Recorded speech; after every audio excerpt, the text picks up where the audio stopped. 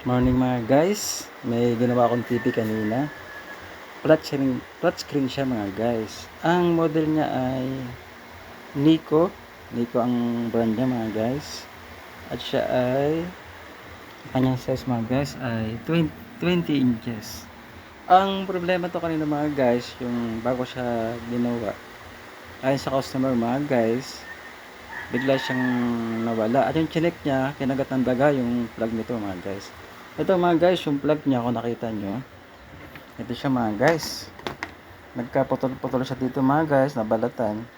Tapos tinira niya to mga guys na lagyan ng electric tape, tinesting, pero wala pa rin siya mga guys, hindi pa rin siya mag-power. Kaya pero nalaman niya mga guys na sira talaga to. Ang ginawa ko mga guys, pinalitan ko siya ng bagong cord. Ayan, bago na yung cord niya mga guys, kung nakita nyo, bago na yan. Yun yung pinilit ko para gumana na siya. At ito mga guys, nag-open na siya. Yan na siya ngayon. Saka sa kumanda kuya? Patay pa. Wala pa power. Ito pa kuya. Ayan pala, lumabas na. Yan mga guys, lumabas na yung platinum na display. Kasi ito mga guys ay ginagamit nila sa video okay. Yan makapansin nyo. One set siya mga guys. Malapit na yung Pasko, kaya pinagawa na to ng customer mga guys. Ayan mga guys, okay na siya. Pwede na siyang gamitin muli at pwede na siyang kumanda.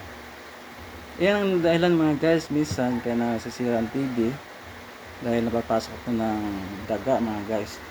Napapasok yung cable at kalimutan kinakangkat to. Kaya nasisira.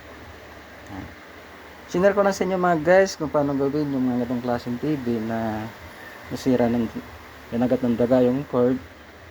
Kaya mas tabis mga guys na palitan na natin ng one set kaysa lagyan natin ito ng panibagong dugtong dahil pag mumula lang yan nasira mga guys. So, sige mga guys, sinare ko na sa inyo kung paano gawin itong flat screen na Nico ang brand.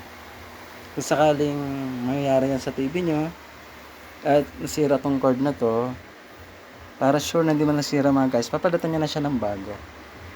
Sige mga guys, ganun na lang yung video ko. Ingat kayo palagi. Bye bye.